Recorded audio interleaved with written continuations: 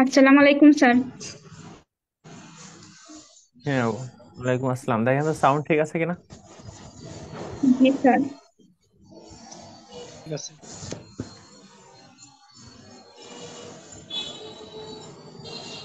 জান্নাতুল ফেরদাউস আপনার তো। আচ্ছা, ঠিক আছে। কত আছে লেখছে? 21 না? মডার্ন আর পোস্ট মডার্ন। আসসালামু আলাইকুম স্যার। হ্যাঁ, ওয়ালাইকুম জি আসসালাম। স্যার।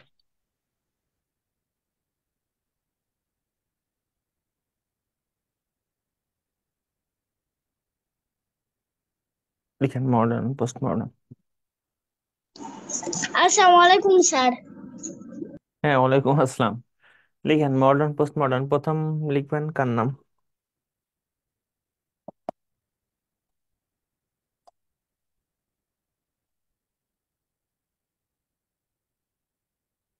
লিখেন জর্জ বার্নার্ড শাহ।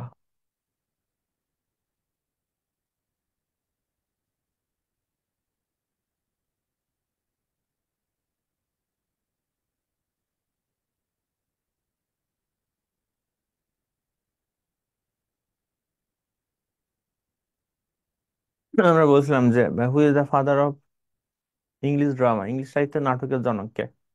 মনে আছে? কি নাম? Christopher Marlowe. কি, তাই না? Christopher Marlowe. হ্যাঁ। জর্জ বার্নার্ড শাহকে বলা হয় father of modern English drama, আধুনিক নাটকের জনক।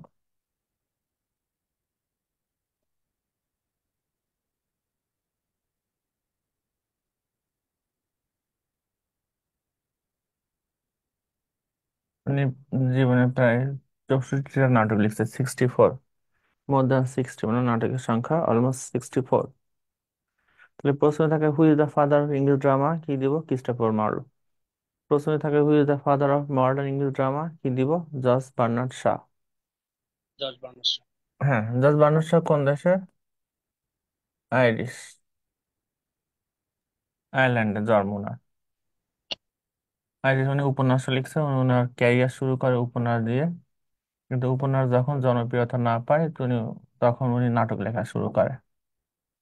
নোভেলিস্ট ছিল প্লাস ড্রামাটিস্ট, নাট্যকার।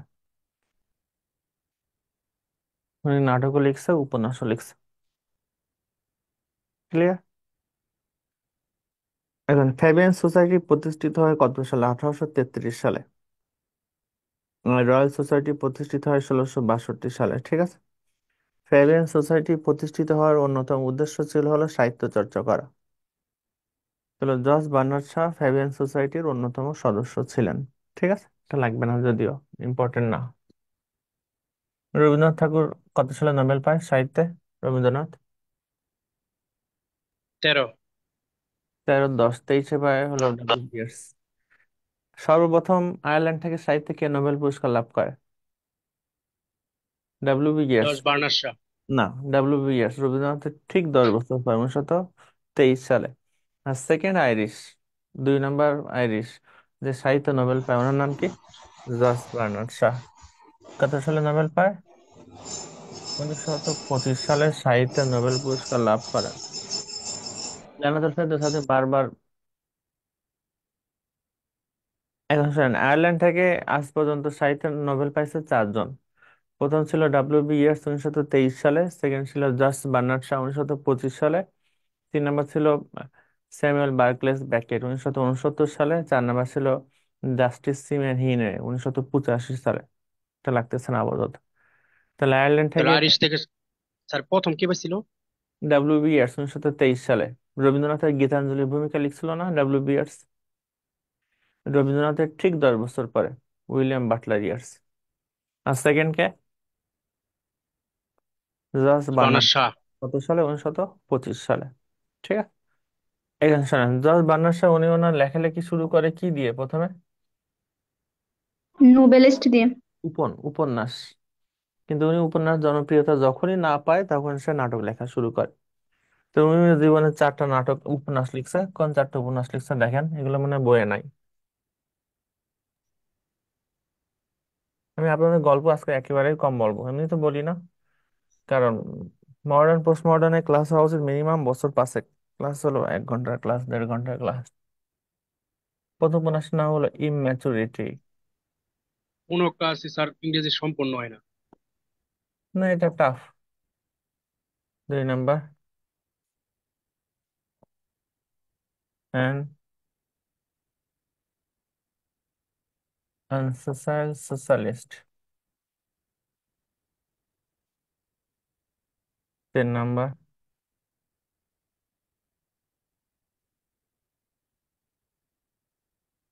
The irrational not.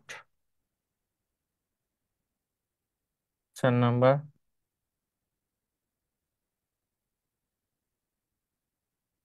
Love among the artist. শিল্পীদের মাঝে ভালোবাসা। তাহলে উনি ওনার জীবনে কয়টা উপন্যাস লিখছে? 4টি। 4টা। প্রথমটার নাম হলো ইম্যাচুরিটি।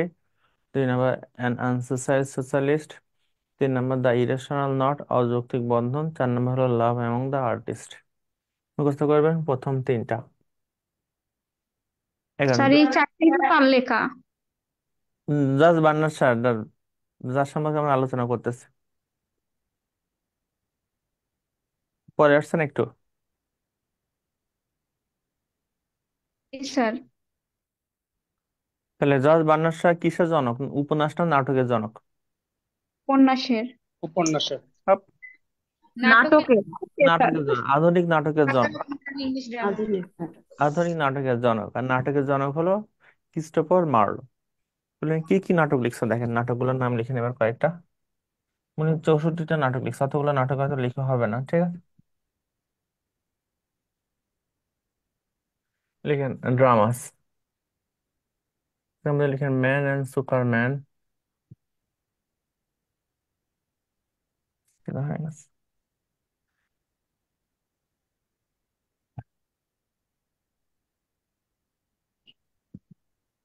এটা সব ইউনিভার্সিটিতে পড়ায়। আসসালামু আলাইকুম স্যার। হ্যাঁ, ওয়ালাইকুম আসসালাম, লিখেন। 2 নাম্বার, এটা সব ইউনিভার্সিটিতে পড়ায়, arms and the man.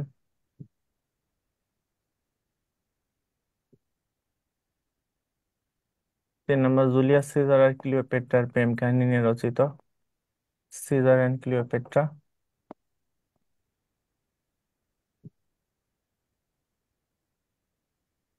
4 number,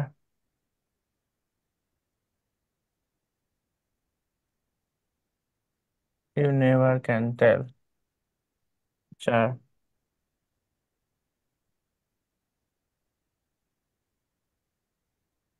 doctors dilemma. 5, Saint Joan of arc.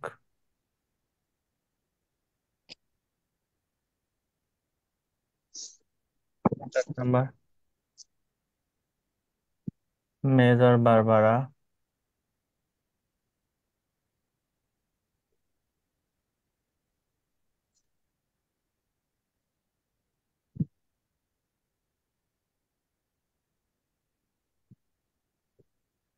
8 number, heartbreak house,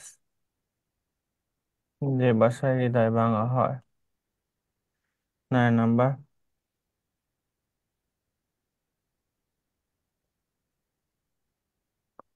উইডোয়ার্স houses.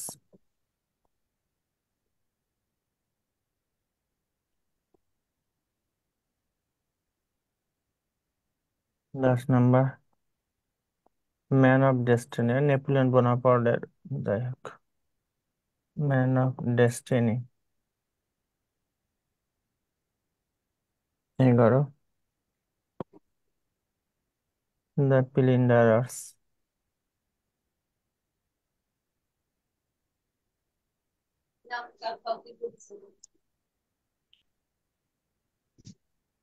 কিসের পোশাক?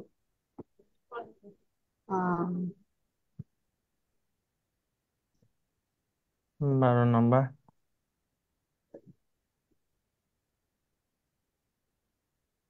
The apple cart.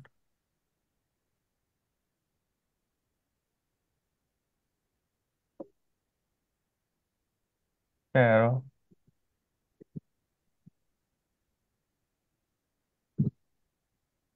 Beauties duty. 14 number.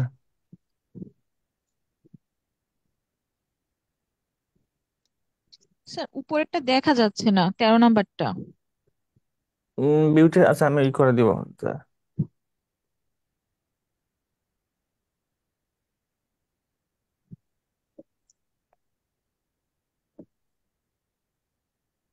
Beauties duty 14 নম্বর দিয়ে লিখেন।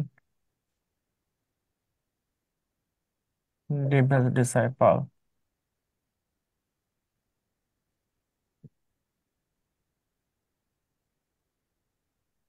15 প্রেস কাটিংস।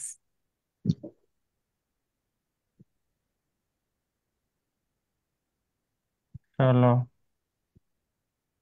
ক্যান্ডিডা ক্লাস একবার পরীক্ষায়। 17 নম্বর একটু আর্টস একবার পরীক্ষায়। পিগমালিয়ান একজন ভাস্কর্য জীবন নিয়ে। 18 নম্বর শুধু হ্যামলেট হলো উইলিয়াম শেক্সপিয়ারের নাটক। আর দ্য হ্যামলেট কি লিখলাম, Macbeth skit.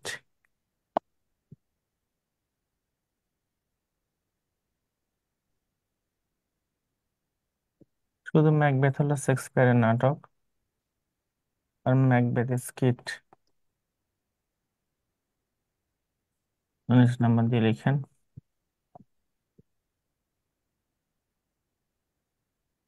Burn billions 20। How he lied her husband. 21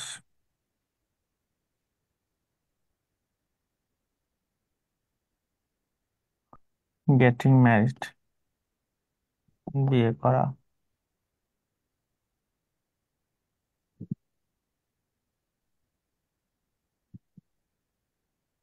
22 এটা ওনার সবচেয়ে বড় নাটক। মিসেস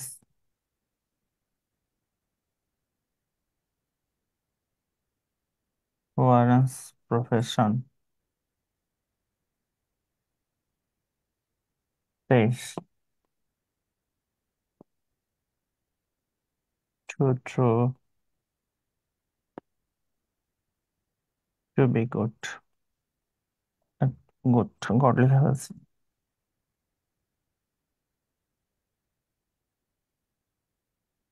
মিথ্যা ভালো ভালো না। এখান থেকে ক্যান্ডিডার পাশে লিখবেন ক্যান্ডাইট। বিখ্যাত এসে ভলতেয়ার পুরো নাম হলো ফ্রান্সিস ম্যারিয়া অ্যারোট।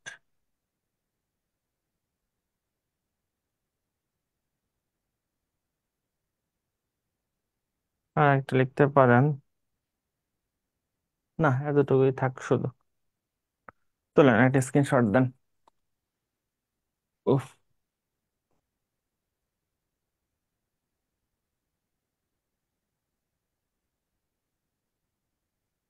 এগুলো কি স্যার?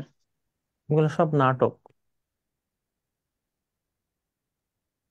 স্যার লাস্টেরটা কি to true to do good নাকি টু বি গুড, বুঝি টু নাই স্যার ওটা। টু বি গুড, এখানে এটা একটু ছোট হয়ে গেছে। আচ্ছা ঠিক আছে। এত ভালো ভালো না, ঠিক আছে।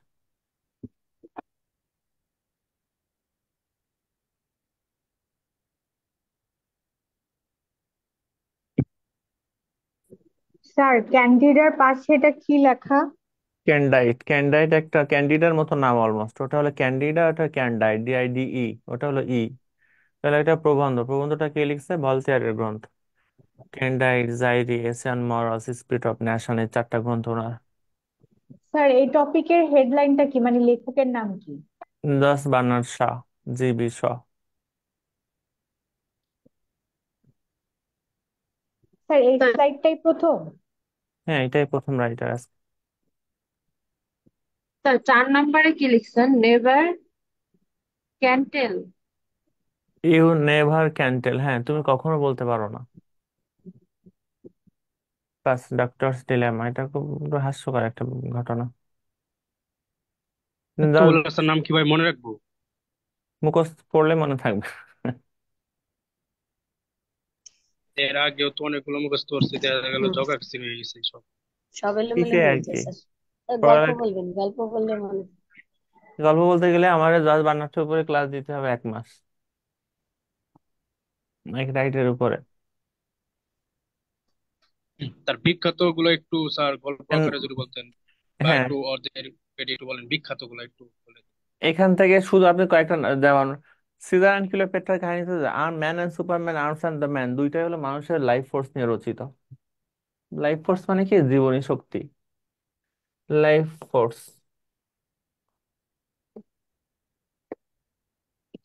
Life is a force which has made innumerable experiences. জীবন হলো এমন একটা শক্তি যেটা অগণিত অভিজ্ঞতা অর্জন করে। মানে মানুষের মধ্যে যদি লাইফ ফোর্স থাকে, জীবনী শক্তি থাকে, সে কখনো ছোট হয় না। ঠিক আছে, দেখা যায় যে এক চাকরানি লাস্টে এক মেজরকে বিয়ে করে, এরকম অনেক বিখ্যাত কাহিনী আছে।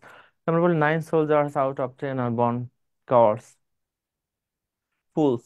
10 জনের মধ্যে 9 জন সৈনিকই জন্মগতভাবে বোকা।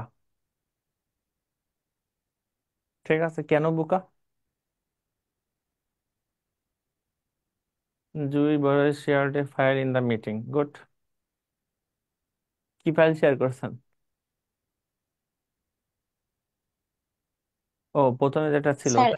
হ্যাঁ, একটা আপু জিজ্ঞেস করলেন না, এটা প্রথম স্লাইড হুম। কিনা, এই জন্য দিয়েছি। প্রথম স্লাইড তো অন্য হ্যাঁ, একটা ছিল। ঠিক আছে, গুড। ঠিক আছে, এর মানে কি মানুষের লাইফ ফোর্স, যার মধ্যে লাইফ ফোর্স থাকে সে কখনো পৃথিবীতে ছোট হয় না, সে জীবনে কোনো না কোনো সময় বড় হবেই। লাইফ ফোর্স বিখ্যাত। এখানে একটা বিখ্যাত কোটেশন ছিল যে god is on the side of big ব্যাটালিয়ন্স, ঈশ্বর থাকে ওই ভদ্রপল্লীতে। জর্জ বার্নার্সের একটা বিখ্যাত কোটেশন ছিল যে there are two tragedies in human life, মানুষের জীবনে ট্র্যাজেডি কয়টা? দুইটা। খেয়াল করেন বিখ্যাত কথা। One is not to get your heart desire and another is to get it. দুইটা ট্র্যাজেডি, একটা হলো আপনি যেটা চান সেটা যদি না না পান তাহলে ট্র্যাজেডি, যেটা চান সেটা যদি পান পেয়ে গেলেও ট্র্যাজেডি। পাইলেও ট্র্যাজেডি, না পাইলেও ট্র্যাজেডি, ট্র্যাজেডির আর কোনো মাপ নাই। আপনি যদি সরকারি চাকরি না পান, কষ্ট থাকবে। সরকারি যদি চাকরি যদি পান, তাহলে কি কষ্ট নাই? অবশ্যই কষ্ট আছে। কষ্ট ছাড়া বেতন হবে না, সরকার বেতন দিবেন, ঠিক না? সিজার এন্ড ক্লিওপেট্রার কাহিনী তো জানেন যে জুলিয়াস সিজারের বয়স যখন 53 বছর, তখন জুলিয়াস সিজার মিশর অভিযান আসে। তখন কোনো মিশর, কাহিনী স্যার জানি না। হ্যাঁ, কোনো কাহিনী জানেন? ইংরেজি সাহিত্য স্যার সম্পর্কে খুবই নগণ্য জ্ঞান। আচ্ছা, যাই হোক, ইংলিশ। ডিটেলস একটু বলে দিলে ভালো হয়। হ্যাঁ, সিজার এন্ড ক্লিওপেট্রা, সিজারের বয়স যখন 53 বছর, তখন ক্লিওপেট্রার বয়স কত বছর? 21 বছর। ঠিক আছে, তখন জুলিয়াস সিজার অলরেডি দুইটা বিয়ে করছে। তখন জুলিয়াস সিজার মিশর অভিযান আসে। মিশরের রানী ছিল হলো ক্লিওপেট্রা। তো ক্লিওপেট্রা তখন তার রাজত্ব বাঁচানোর জন্য জুলিয়াস সিজারের প্রেমে পড়ে। সিজার বয়স কিন্তু তখন 53, ক্লিওপেট্রা বয়স 21। পলিটিক্যাল লাভ, রাজনৈতিক ভালোবাসা। ক্লিওপেট্রা জুলিয়াস সিজারের প্রেমে পড়ে শুধু এই কারণে যাতে জুলিয়াস সিজার মিশর দখল না করে, এবং ক্লিওপেট্রা জুলিয়াস সিজারের সন্তানের মা হওয়ার জন্য প্রেমে পড়ে। যাই হোক, দুজনের মধ্যে প্রেমও হয়, তাদের একটা সন্তানও হয়। সন্তান যদিও 3 বছর পরে মারা যায়। তাহলে জুলিয়াস সিজার আর ক্লিওপেট্রার সম্পর্ক হলো পলিটিক্যাল লাভ, রাজনৈতিক ভালোবাসা। বুঝছেন কাহিনী? সেন্ট জোয়ান অফ জি স্যার। আর্ক, শোনেন এটা আর্টস একবার পড়ি। সেন্ট জোয়ান অফ আর্ক হলো একজন লোক চায়নার প্রাচীর টপকায়। চায়নার প্রাচীর টপকায় চায়না দুর্গ দখল করে। যদিও ম- মানে এরকম কাহিনী আছে যে উনি চায়নার প্রাচীর টপকাইছে, আসলে কাহিনীটা কি ভিতর থেকে কেউ খুলে দিছিল দরজা। মানে পৃথিবীতে বিশ্বাসঘাতকতা না হলে অনেকের পতন হয় না। বেঈমানি, বিশ্বাসঘাতকতা খুব খারাপ জিনিস। When there is no enemy outside, the enemy inside cannot do. Sorry, when there is no enemy inside, the enemies outside cannot do harm. যখন ঘরে কোনো শত্রু না থাকে তখন বাইরের শত্রু কিছুই করতে পারে না। একেবারে সত্য কথা। যেমন এটা আসছে একবার পরীক্ষায়, যেগুলো আসছে আমি একটু বলে দিই। Man of destiny, man of destiny হলো নেপোলিয়ন বোনাপার্টের ওয়াইফ, এর নাম ছিল জোসাইফা। জোসাইফা নেপোলিয়ন বোনাপার্টের চেয়ে বয়সে বড় ছিল, ঠিক আছে? তো জোসাইফা সে এক সাধারণ সৈনিকের প্রেমে পড়ে। তখন নেপোলিয়ন বোনাপার্ট এটা জানার পরে সে সৈনিককে হত্যা করে এবং ওই ঘটনা যারা জানতো তাদেরকে হত্যা করে, যাতে এই ঘটনা আর কেউ না জানে, বাইরে ফাঁস না হয়। তার মানে এখানে কি অনেক বিখ্যাত বিখ্যাত মহাপুরুষদের সাথেও তাদের ওয়াইফের সম্পর্ক ভালো ছিল না। বুঝছেন কোনটা theme? Man of destiny. Man of ডেস্টিনির পাশে লিখতে পারেন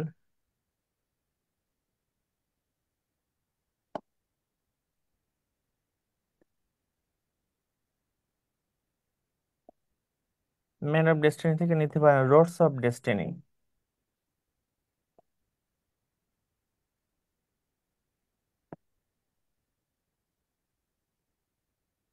রোডস অফ ডেস্টিনি একটা বিখ্যাত ছোট গল্প, শর্ট স্টোরি। উনি জীবনে যা লিখছে সব ছোট গল্প লিখছে।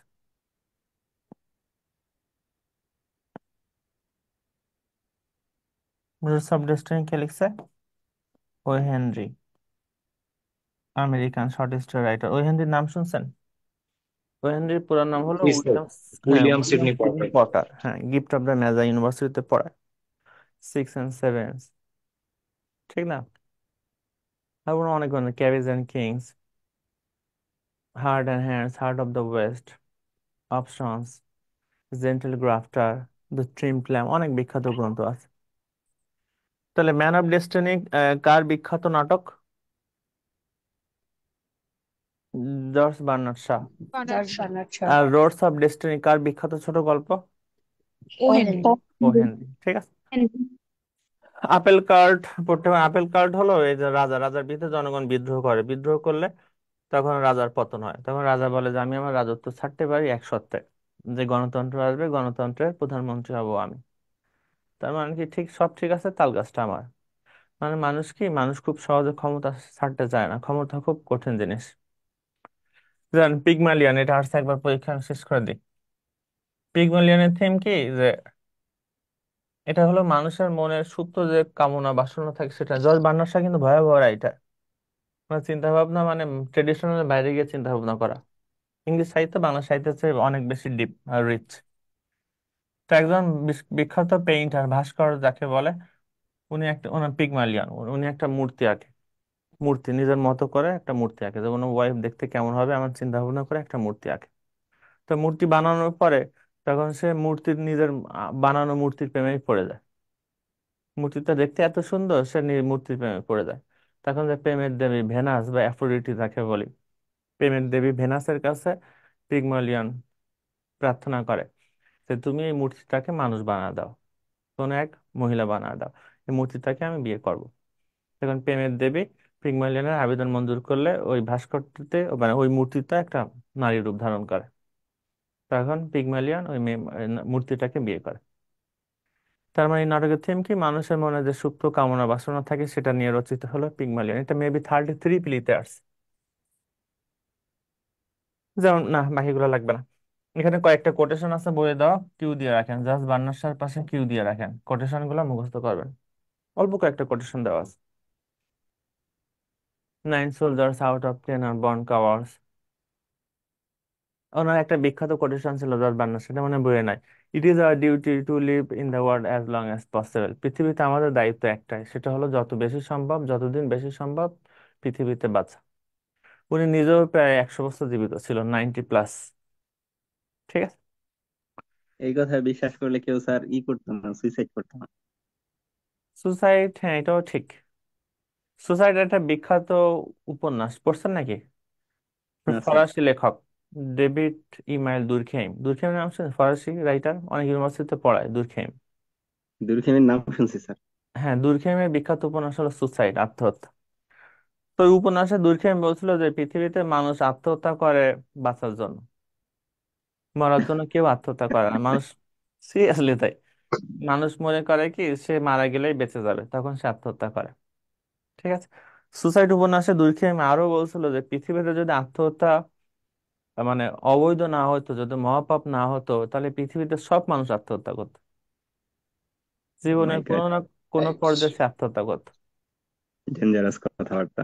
এটা কিন্তু ডেঞ্জারাস কথা, আসলেও ঠিক। সঠিক কথাটা যুক্তি আছে স্যার। অলমোস্ট সত্য কথা। আর আমার মন খারাপ, রেজাল্ট খারাপ হয়েছে, ফেসবুকে একটা স্ট্যাটাস দিতেন, চলে গেলাম। স্ট্যাটাস দিয়ে চলে যাইতো, কি তাই না?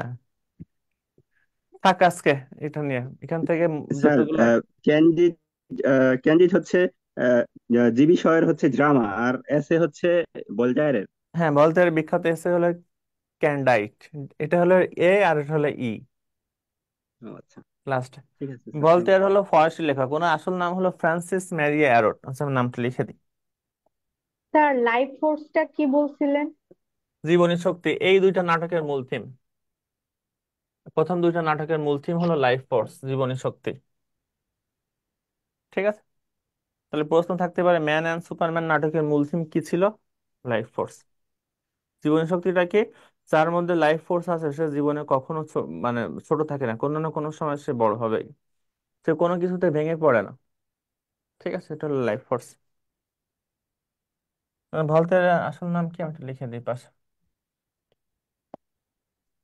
ফরাসি লেখক, ভলতেয়ারও অসাধারণ রাইটার। ভলতেয়ার একটা বিখ্যাত কোটেশন ছিল, if there is no God in the world we must have to necessary to invent him. পৃথিবীতে যদি কোনো ঈশ্বর না থাকতো তাহলে ঈশ্বরকে আমাদেরকে আবিষ্কার করতে হতো। ভলতেয়ারের আসল নাম হলো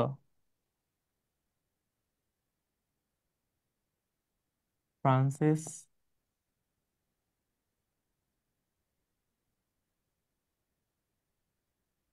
ম্যারিয়া অ্যারট।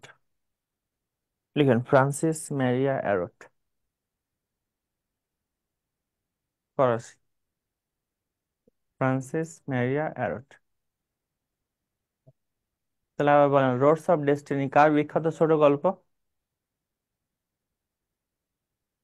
ও হেনরি। ও হেনরিয়া। আর ম্যান অফ ডেস্টিনি কার নাটক? George Bernard Shaw. George George Bernard Shaw. Bernard শ।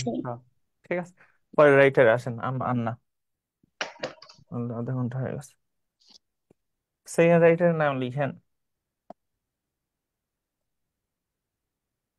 আয়ারল্যান্ড থেকে প্রথম যে সাহিত্য নোবেল পায় ওনার নাম কি? W B yes.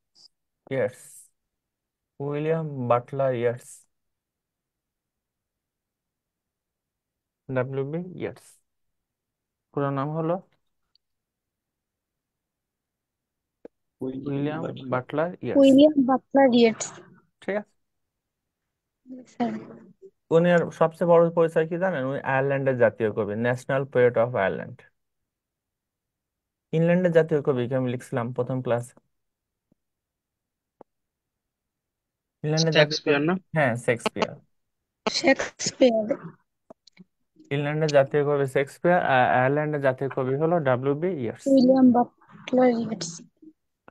আর আমেরিকার জাতীয় কবি কয়জন? তিনজন, তাই না? রবার্ট ফ্রস্ট, ওয়াল্ট হুইটম্যান, আর একটা হলো এমিলি ডিকিনসন। ঠিক আছে, তাহলে ডাব্লিউ বি ইয়ার্স কোন দেশে? আয়ারল্যান্ড। আইরিশ। আল্লাহ। ওয়েট, উনি সাহিত্য নোবেল পায় কত সালে? রবীন্দ্রনাথের ঠিক 10 বছর পরে, 1900। প্রথম নোবেল পান না? হ্যাঁ, সাহিত্যে সালে। আয়ারল্যান্ড থেকে সাহিত্যে সর্বপ্রথম নোবেল পায় কে? W B Yeats. W W B Yeats. কত সালে? 1923 সালে। 23। আর সেকেন্ড কে? সেকেন্ড যে তার নাম প্রথমে লিখছিলাম, 1925 George Bernard George George Shaw. Bernard Bernard Shaw. Shaw. George Bernard শ। 25 বার্নার্ড সালে। শা আধুনিক নাটকের জনক। ক্লিয়ার? এখানে ডাব্লিউ বি ইয়ার্স এর পার্সোনাল লাইফটা আমাদের একটু জানা লাগে, কারণ ওনার ম্যাক্সিমাম কবিতায় ওনার পার্সোনাল লাইফ পাবেন, কোনো না কোনো ভাবে পার্সোনাল লাইফ চলে আসে ম্যাক্সিমাম, হ্যাঁ ম্যাক্সিমাম কবিতায়। তো ডাব্লিউ বি ইয়ার্স হলো মর্গান নামে এক মেয়েকে খুব ভালোবাসতো, মর্গান। কিন্তু সেই মর্গান আবার ডাব্লিউ বি ইয়ার্স কে বিয়ে না করে এক আর্মি অফিসারকে বিয়ে করে। তখন ইংল্যান্ডের স্বাধীনতার সময় আর আর্মি অফিসারকে বিয়ে করে। তখন ডাব্লিউ বি ইয়ার্স ওই তার প্রেমিকার সাথে আর বাকি জীবন বিয়ে শাদী করে নাই। ঠিক আছে, তো মর্গানও কোনোদিন জীবনে সুখী হয় না, কারণ তার হাজবেন্ড ছিল বদমেজাজি, তাকে খুব মারধর করতো। ইভেন তাদের কোনো ছেলে মেয়েও হয় না। তো মর্গান এক মেয়েকে দত্তক নেয়, যেহেতু তাদের কোনো ছেলে মেয়ে হয় না, দত্তক নেয়। তো সেই মেয়ে যখন বড় হয় তখন সেই মেয়েকে আবার ডাব্লিউ বি ইয়ার্স বিয়ের প্রস্তাব দেয়। কি বুঝলেন মানে? নাউজুবিল্লাহ। নাউজুবিল্লাহ। প্রেমিকা দত্তক নেওয়া মেয়েকে বিয়ে দেয়, আসল মেয়ে না তো, দত্তক মেয়ে। সমস্যা নাই, হ্যাঁ, চলে। হ্যাঁ চল। তা এটা কেমনে আসলে সম্ভব? হইলেও তো সমস্যা হইতো না। কেন? স্যার শরীয়ত বিরোধী না, শরীয়ত বিরতি না, হ্যাঁ তাই তো। এই জন্য তো চলে স্যার। হ্যাঁ এখন মাথায় তো বেশ বুদ্ধি। এখন শোনেন তো, সেই মেয়েকে বিয়ের প্রস্তাব দেওয়ার কারণ আছে। কারণ কি, ডব্লিউবিএস যদি ওই মেয়েকে বিয়ে করতে পারে তাহলে তার শাশুড়ির সাথে দেখা হবে মাঝে মাঝে। হ্যাঁ, শাশুড়ি মানে চিপ বুঝলেন, ফ্রেন্ড। পুরনো তার প্রেমিকার সাথে দেখা গার্লফ্রেন্ড, হবে। এক্স ঠিক আছে, গার্লফ্রেন্ড। এটা হলো ডব্লিউবিএস। ওনার এই সমস্ত অনেক কিছু ওনার পার্সোনাল কবিতায়, ওনার কবিতায় পাবেন, পার্সোনাল লাইফ। ঠিক আছে, উনি প্রেমিকাকে এত ভালোবাসতো এই কারণে বিয়ের সাথে করে নাই। তো ওনার কবিতায় দুইটা বৈশিষ্ট্য পাবেন। একটা হলো সিম্বলিজম। কি রে বানান তো ভুল হচ্ছে কেন আজকে?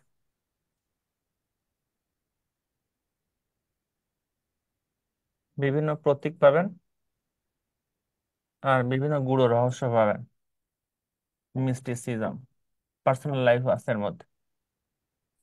ডব্লিউবিএস এর কবিতায় দুইটা বৈশিষ্ট্য পাওয়া যায়, একটা হলো সিম্বলিজম আর একটা হলো মিস্টিসিজম। যেমন আমি বলছিলাম জন কিটসের কবিতায় তিনটা বৈশিষ্ট্য পাওয়া যায়, এসকেপিজম, হেলেনিজম, আর একটা হলো negative capability.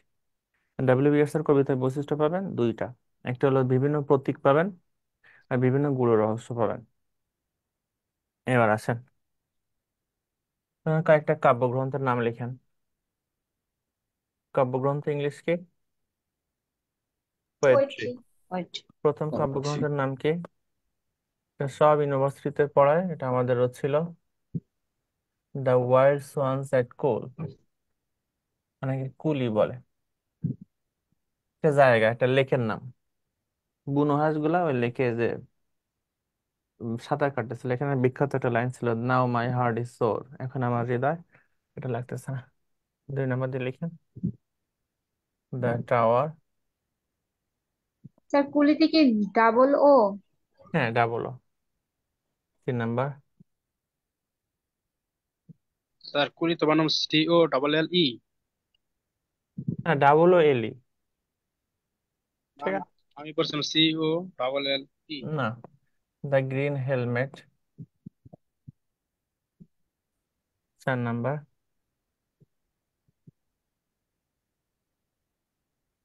The winding stair, আঁকা বাঁকা সিঁড়ি।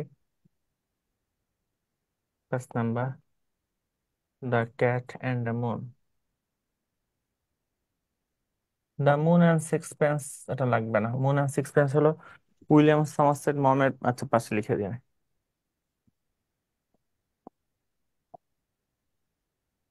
ক্যাট অ্যান্ড মাউস,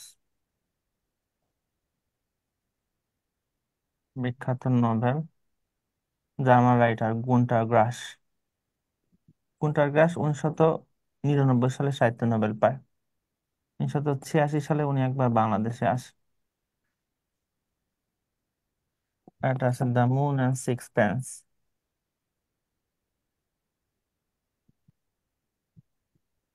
এটা একটা জগৎ বিখ্যাত উপন্যাস, ইউনিভার্সিটিতে পড়ে, of human bondage.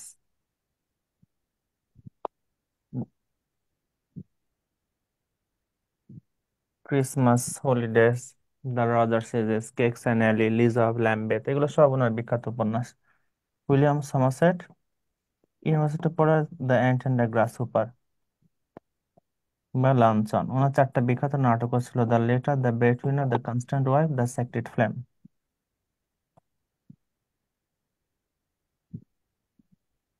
William Somerset, মগহম না, উত্তর হবে মম। চলো, ক্যাটার মুনের মধ্যে এগুলো চলে আসছে।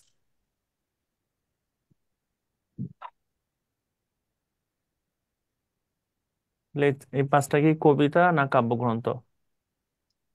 কাব্যগ্রন্থ। কাব্যগ্রন্থ স্যার। হ্যাঁ, অনেকগুলা কবিতা মিলালে কাব্যগ্রন্থ হয়। আর বড় কবিতাকে কি বলে? এপিক। মহাকাব্য। মনে আছে? এপিক, মহাকাব্য। আর কেউ মারা গেলে কোনো কবিতা লিখলে তাকে কি বলে? এলিজি। শোক। ইলিজি। ইলিজি। এলিজি। হ্যাঁ এলিজি। গুড।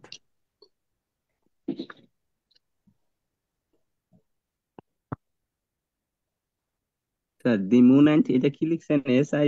সিক্সপেন্স, SIXPENCE, সিক্স আমি তো SIXPENC, সিক্সপেন্স, বিখ্যাত নোবেল। কার novel? William William Somerset Somerset W B Maugham. মম।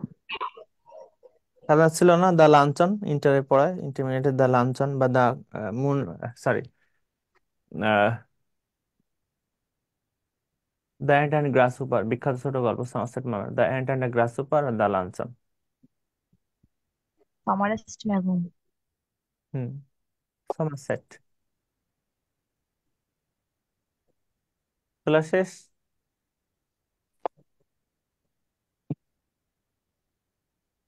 না স্যার আরেকটু। আচ্ছা, স্যার দা ওয়াইল্ড, SWAR না এন ওটা স্যার? সোয়ান্স, SWAN, সোয়ান মানে ওই রাজা হাঁস। NS? হ্যাঁ, SWANS, ওয়াইল্ড সোয়ান্স, বুনো রাজা হাঁস গুলা।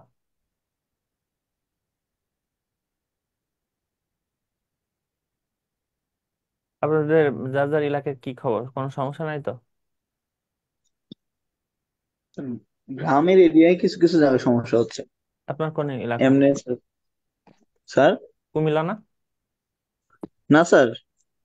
আপনি স্যার ক্যান্টনমেন্টে আমাদের থাকেন না? কুমিল্লায় ডাকাত ধরছে, মারছে, পিটাইছে, বিড়ি খাওয়াইছে, নাচাইছে, এই ডাকাত হইলো তো সব অবস্থা। জায়গায় ছিল। হ্যাঁ হ্যাঁ, মারছে, আবার পিটাইছে, গাড়িতে বসায় বিড়ি টানাইছে, আবার গান গাওয়াইছে। ভালোই অবস্থা। আদর যত্ন করছে। একদম অনেক আদার খিটখিটে যত্ন হয়ে গেছে করছে। না? কিন্তু এই খিচুড়ি ওটা খাওয়াইছি। সাধারণ লোকজন আসলে সুযোগ পাইলে। স্যার এটা ডিজিটাল পানিশমেন্ট। হুম, সবার এলাকায় কি শেষ খবর? মারামারি আছে নাই কোথাও? না?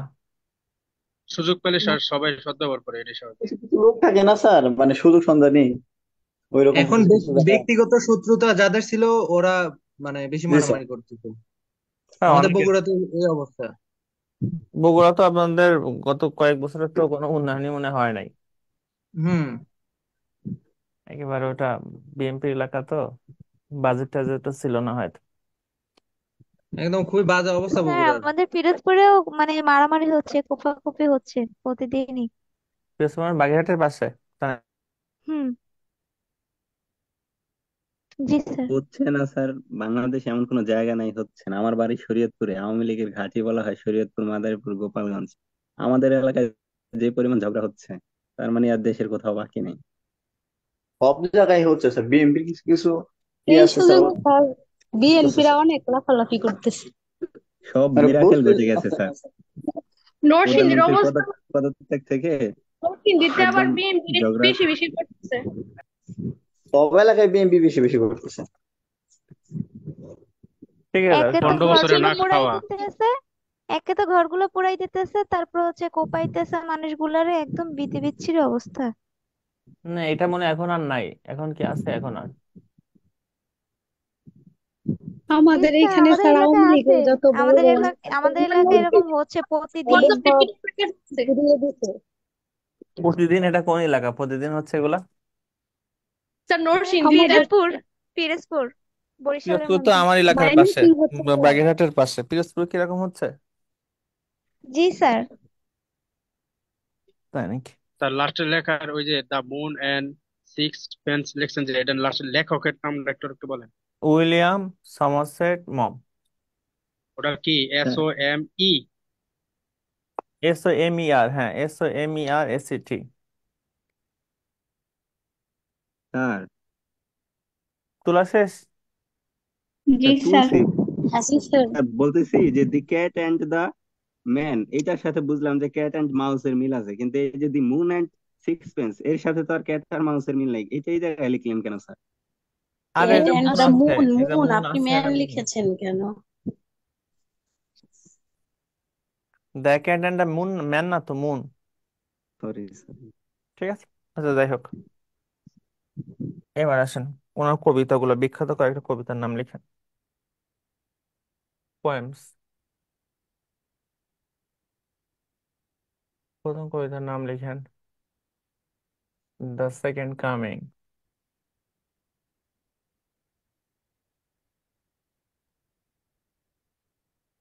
2 নাম্বার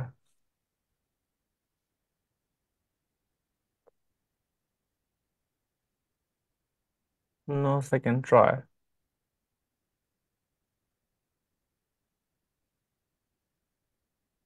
3 নাম্বার, এটা আসছিল 45তম পেলিতে। ইস্টার্ন আয়ারল্যান্ডের স্বাধীনতা দিবস নিয়ে রচিত। 1960। 4 নাম্বার, a prayer for my daughter.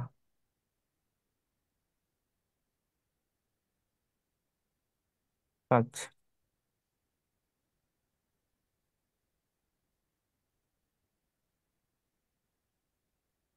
A prayer for old age.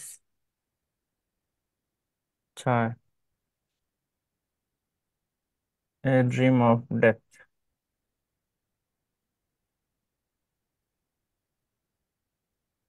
7,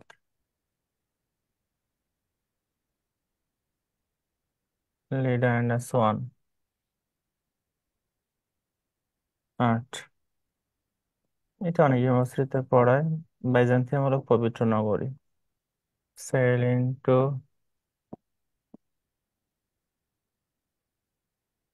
A Byzantine. prayer for old age. হ্যাঁ, a prayer for old age, হ্যাঁ, বৃদ্ধ বয়সের জন্য প্রার্থনা। 9 নাম্বার। স্যার খন মানে কি রাজহাঁস হবে নাকি? হ্যাঁ, এটা তো ইন্টারমিডিয়েটে ছিল এই কবিতাটা। 9 নাম্বার দিয়ে লিখেন, falling of the sir leaves. জি স্যার।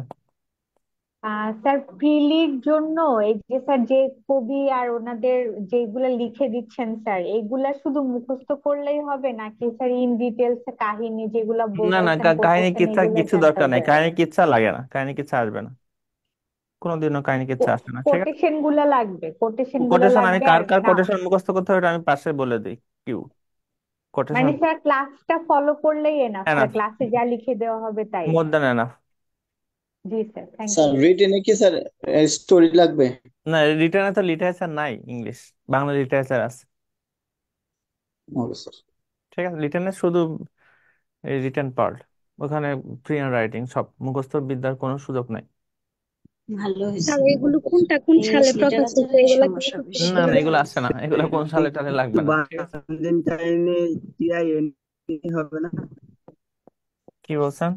স্যার বান্ডেনটাইন বানান কি ঠিক আছে স্যার? এনি হবে না লাস্টে? হ্যাঁ বান্ডেনটাইন বানান, হ্যাঁ, বাইজেন্টাইন বাইজেন্টিয়াম ঠিকই তো আছে। টাইম স্যার না টাইম আহ হবে না, বাইজেন্টিয়াম তার এসের হবে না। সাথে। স্যার তার মানে হচ্ছে আপনি যেগুলো পড়াচ্ছেন শুধু ওইগুলো, আর যেগুলো মুখস্থ করতে বলতেছেন এইটা, আর রেফারেন্স বুক থেকেও এর বেশি কিছু থাকলে ওটা পড়তে হবে না, খালি না এইটুক না করলেই না না হবে না, কিছু পড়া লাগবে না। লিটারেচার আর থেকে। যেগুলো লাগবে আমি বলে দেবো, কোন কোন ক্যারেক্টার মুখস্থ করতে হবে, তারপর কোন কোন রাইটারের কোটেশন মুখস্থ করতে, এটা আমি বলে দেবো, সমস্যা নেই। জি স্যার, যেমন থ্যাংক ইউ জর্জ স্যার। বার্নার্সের নামের পাশে আমি কিউ দিতে বলছি, মানে ওনার কোটেশন গুলো মুখস্থ করবেন। জি স্যার, ঠিক আছে। Thank you sir. হ্যাঁ, welcome. Here reproves the curlew. 11 নাম্বার, the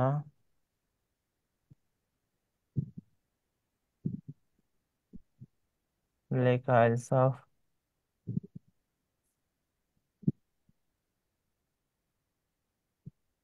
the lake isles of Innisfree. Innisfree একটা জায়গার নাম।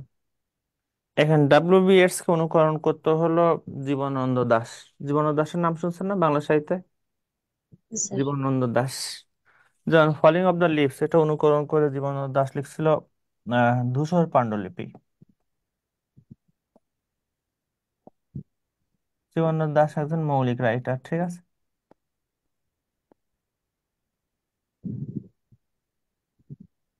হি রিপ্রোভস দ্য কার্লো, এটা অনুকরণ করে লিখছিল হাই চিল কবিতা। The lake isle of Innisfree, এটা অনুকরণ করে লিখছিল আবার আসিব ফিরে। এই সবগুলো কি জীবনানন্দ দাশ লিখছিলেন? মানে এটা এই হ্যাঁ। কবিতাগুলো অনুকরণ করে লিখছে এইগুলা। হুম, জি। আবার আসিব ফিরে তুলে, অল্প একটু গল্প শুনেন, গল্প শুনে পরে রাইটারে যান।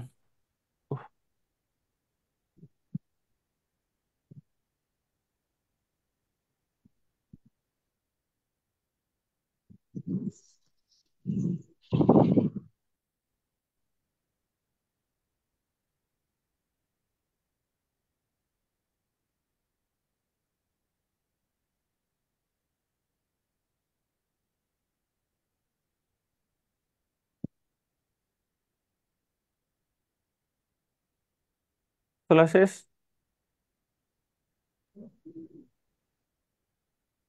কারো কোনো সে নাই? হ্যাঁ স্যার লেখা শেষ। দুই শেষ। ভাই দুই ভাই বেশ ফাস্ট, ভালোই ফাস্ট লেখেন। হাই চিল ওটা স্যার।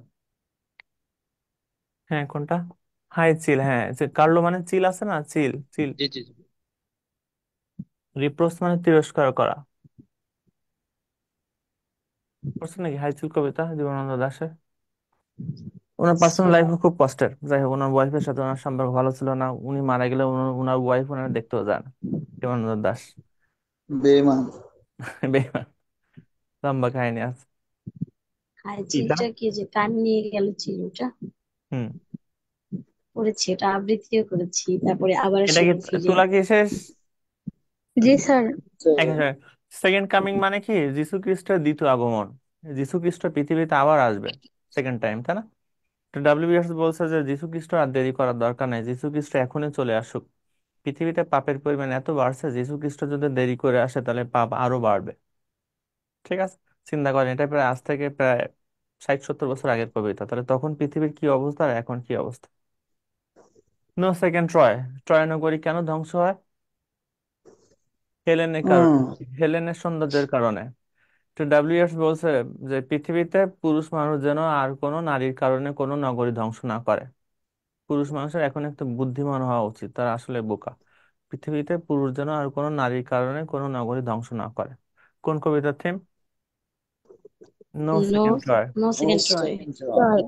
ইস্টার 1960 পাশে লিখেন আয়ারল্যান্ডের স্বাধীনতা দিবস নিয়ে রচিত। 3 নম্বর কবিতা, লিখেছি। আয়ারল্যান্ডের স্বাধীনতা দিবস নিয়ে রচিত।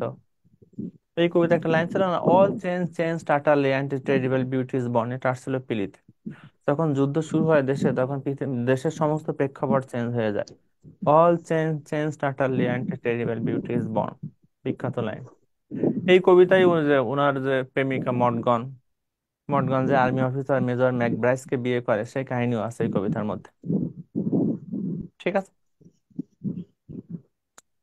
পরে দেখেন। এ প্রেয়ার ফর ওয়ার্ল্ড ডেসটিনি বলছে পৃথিবীতে আমি যেন খুব সুন্দরভাবে মৃত্যু, আরো অনেক কাহিনী ছিল। যেমন এই প্রেয়ার ফর মাই ডটার, এই কবিতার থিম হলো ডব্লিউবিএস বলছে যে ঈশ্বর তুমি আমাকে একটা কন্যা সন্তান দান করো। কবি মানুষ তো, উনি মনের ভাব প্রকাশ করছে। তুমি আমাকে একটা কন্যা সন্তান দিও, কন্যা সন্তানকে তুমি সব বেশি দিবা, মেধা প্রজ্ঞা সততা সবকিছুই বেশি দিবা। তাই আমার কন্যা সন্তানকে শুধু একটা জিনিস কম দিবা। কোনটা?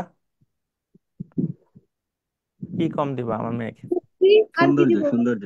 হ্যাঁ, আমার মেয়েকে তুমি আর সৌন্দর্য কম দিবা, আমার মেয়ে যেন দেখতে কম সুন্দরী হয়। ডাব্লিউবিএস বলছে সুন্দরী মেয়েরা খুব অহংকারী হয়। তোমার প্রেমিকা খুব সঠিক। সুন্দর ছিল আর অহংকারী ছিল। কি বলেন, সুন্দরীরা খুব অহংকারী হয়, ঠিক? কে জি স্যার, বলছে স্যার? মানুষ ভালো হয় না। স্যার ঠিক, সবাই একদম তো ঠিক। না। হ্যাঁ কি স্যার বলছেন? সবাই তো না। তার মানে সে সবাই সুন্দরী। কি অহংকারী হয়? সুন্দরীরা সঠিক অহংকারী সঠিক, এটি প্রকৃতির হয়। নিয়ম। স্যার এটি বেশিরভাগই প্রকৃতির হয়। নিয়ম। কখনো সবাই হয় হয় স্যার। না, হয় কিন্তু সবাই না। বিয়ের আগ পর্যন্ত অহংকারী সবাই থাকে, সবাই। বিয়ের পর হয়তো অহংকার একটু কমে।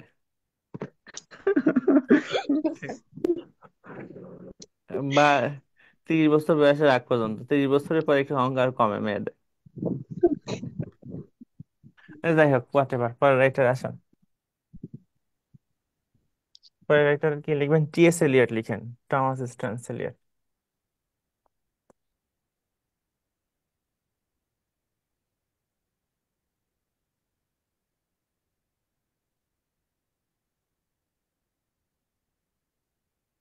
টি.এস. এলিয়টের জন্ম কিন্তু আমেরিকায়, কিন্তু উনি ইংল্যান্ডে স্থায়ী হয়। উনি 25 বছর বয়সে 1914 সালে ইংল্যান্ডে চলে আসে।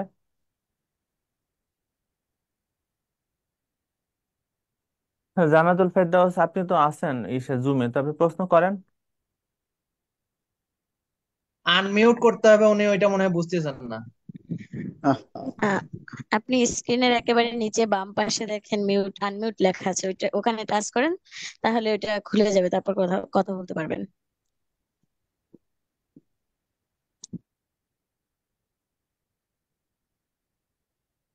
আপনি আনমিউট করে দিয়েছিলাম প্রথমে, কারণ আপনি সব শোনা যাচ্ছিল যা যা বলতেছিলেন। যাই হোক,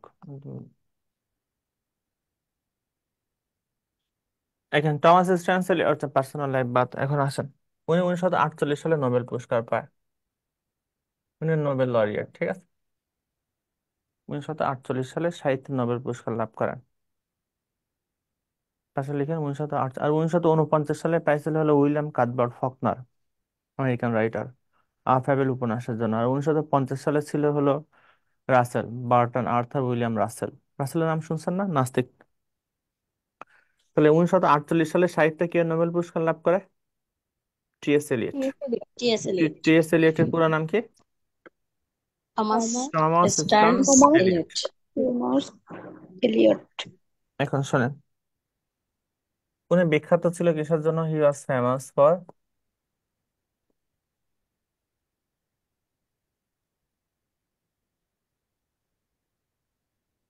থিওরি অফ, স্যার একটু বড় করে লিখেন, দেখা যায় না? জি তা স্যার, বোঝা সুন্দর যাচ্ছে হয়েছে। না।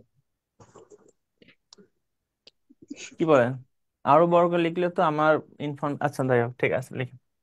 থিওরি অফ, এত বড় করে লিখলে বোর্ড। আপু আপনার স্ক্রিন রোটেট করলেই তো বড় দেখা যাবে।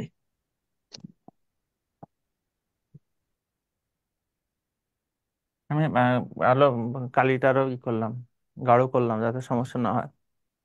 হি was famous for theory of objective correlative. বস্তুগত জিনিসগুলাকে খুব সুন্দরভাবে ভাষায় ফুটিয়ে তুলতে পারত, ঠিক আছে। টি.এস. এলিয়ট। এখন মনে করা হয় আধুনিক যুগের প্রথম কবিতা, খেয়াল করেন ভালোভাবে কথাগুলো। আধুনিক যুগের প্রথম কবিতার নাম হলো the love song of J Alfred Prufrock. এটা ম্যাক্সিমাম ইউনিভার্সিটিতে পড়ায়। The love song of J Alfred Prufrock, আধুনিক যুগের প্রথম কবিতা। এই কবিতাটা কে লিখছে? টি.এস. এলিয়ট। লিখতে পারেন? টি.এস. এলিয়ট রচিত দ্য লাভ সং অফ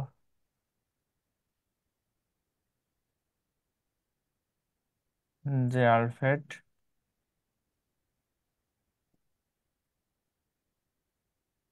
প্রুফ্রক। কবিতাটিকে আধুনিক যুগের প্রথম কবিতা মনে করা হয়। টি.এস. এলিয়ট রচিত the love song of J Alfred Prufrock কবিতাটিকে আধুনিক যুগের প্রথম কবিতা মনে করা হয়।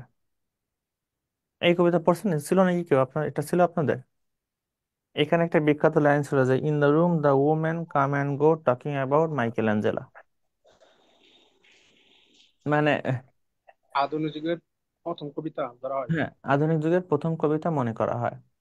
মানে এই কবিতার থিম কি, যে একটা রুমে অনেকগুলো মহিলা আসলো, তারা যে যার সম্পর্কে কথাবার্তা বলতেছিল। একজন মাইকেল অ্যাঞ্জেলোর নাম বলছিল, যে মাইকেল অ্যাঞ্জেলো একজন বিখ্যাত পেইন্টার ছিল। ওই মাইকেল অ্যাঞ্জেলোর নাম বলছে, আর সাথে সাথে সমস্ত মহিলা আলোচনা শুরু করছে। উনি বলতেছে উনি এই জানে, উনি সেই জানে, আসলে কেউ কিচ্ছু জানে না। মহিলা মানুষের কাজ। হ্যাঁ, এই কবিতার থিম হলো মেয়েরা কোনো কারণ ছাড়াও কথা বলে। এটা কি ঠিক? কি বলেন মেয়েরা, না ঠিক? স্যার। জি স্যার, এই যে হান্ড্রেড উদাহরণ পার্সেন্ট স্যার স্যার, আপনি দিলেন হান্ড্রেড স্যার। পার্সেন্ট এটা কি ঠিক নাকি? বাকিরা কি বলেন? না স্যার, ঠিক না। স্যার যে বিখ্যাত লাইনটা বললেন ওটা কি লাগবে? না, এটা না, না এই বিদেশি স্যার। কোটেশন তো এটা আসবে না। স্যার এটা স্যার পুরুষরাই জানবে আর কি, মেয়ের কোনটা ঠিক আর কোনটা বেঠিক মেয়েরা তো বলতে পারবে না স্যার। স্যার ঠিক বেঠিক জানি না, তবে কথা বলতে অনেক ভালো লাগে। কাদের কথা বলতে ভালো স্যার লাগে? স্যার মেয়েদের? বলে বলে মানে মেয়েরা বলে কথাবার্তা বলতে কয়েকজন খুব ভালো ছাড়ার লাগে আর কথা। কি। হ্যাঁ, মেয়েরা তো এটা তো একটা মেয়ে গড়ে প্রত্যেকদিন 7,000 ওয়ার্ড বলে মিনিমাম। আর স্যার একটা আমি মনে হয় আরো তারও বেশি বেশি বলি। স্যার, আমি আরো, আমার মনে হয় আমি আরো বেশি বলি, বল- কমপক্ষে 25,000 আর বলি স্যার, অনেক কথা বলি। আর স্যার অতিরিক্ত বললে স্যার টক হ্যাঁ, অ্যাক্টিভ বলবে স্যার।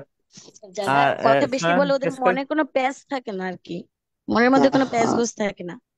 তাই নাকি? হ্যাঁ স্যার। আর অনেকে স্যার প্যাচ লাগানোর জন্য কথা বলে স্যার, আচ্ছা, আর বিভিন্ন জনের সাথে। তাহলে এটা সাইন্টিফিক কথা, সত্য কথা। মেয়েরা প্রত্যেকদিন বলে গড়ে 7,000 ওয়ার্ড বলে, আর একটা ছেলে গড়ে বলে 3,000 ওয়ার্ড। স্যার আমি তো মনে হয় পরে 100 ওয়াট বলি কিনা সন্দেহ আছে স্যার। তা আপনার ছেলে হওয়া উচিত ছিল। যাই হোক, তাহলে শেষ করি।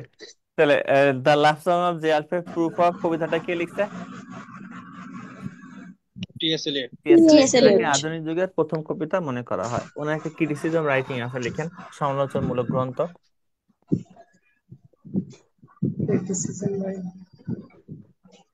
এটা অনেক ইউনিভার্সিটিতে পড়ে। ট্রেডিশন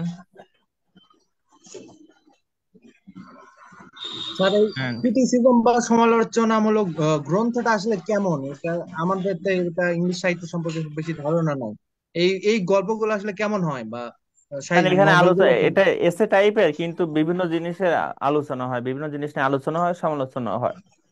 ও এসে মানে বড়, এটা মোর ওই যে দেন এসে।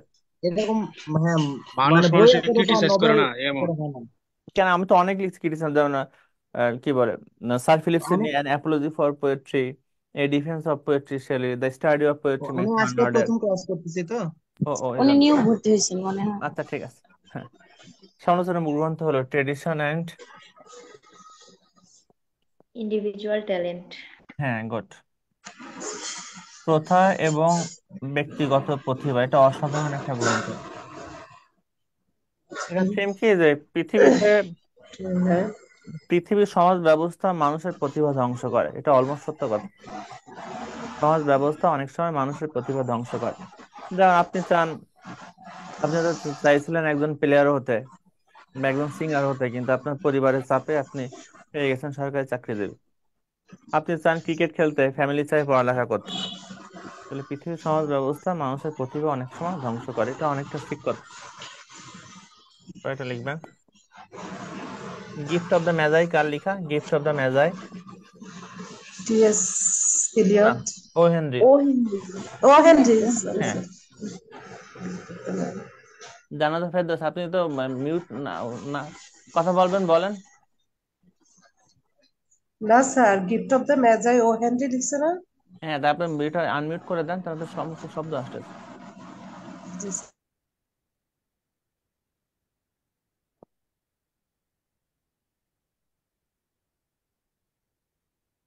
এটা উচ্চারণ কিন্তু মেজাই, উল্টাপাল্টা স্যার উচ্চারণ করে না। এটা উচ্চারণ কিন্তু মেজাই, MSGI। অনেক হাবি জাবি উচ্চারণ করে।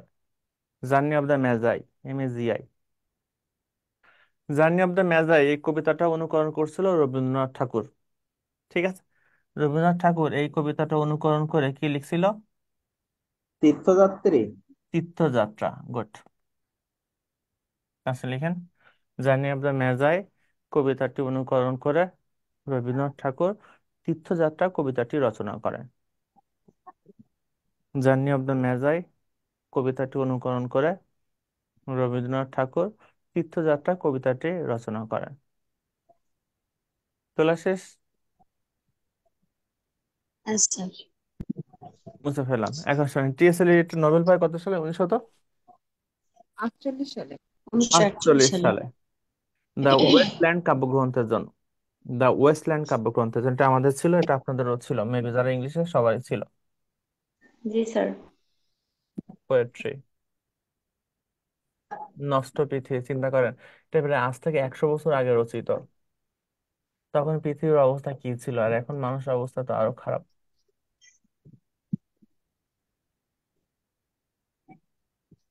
দ্য ওয়েস্টল্যান্ড এটা 5 খণ্ডে বিভক্ত ছিল, 5 পার্টস।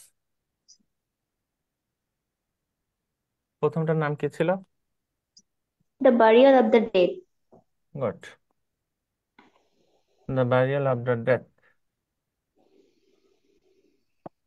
2 নাম্বার, a a game game of of chess. Chess. দাবায় খেলা, এটা সেন্সুয়াল কবিতা, না পড়াই ভালো। A game of chess.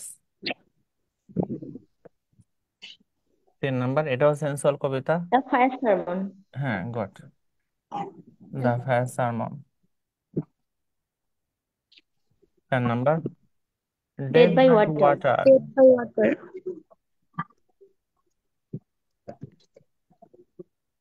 6 নাম্বার, what the thunder said. What the thunder said.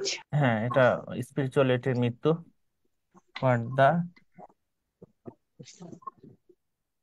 Thunder shed.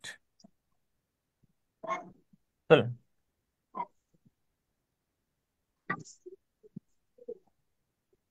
তাহলে প্রশ্ন এগুলো নামগুলো হয়তো আসবে না, প্রশ্ন থাকতে পারে যে দ্য ওয়েস্টল্যান্ডের প্রথম খণ্ডের নাম কি ছিল? The burial of the dead, দা তো আমি লিখিনি।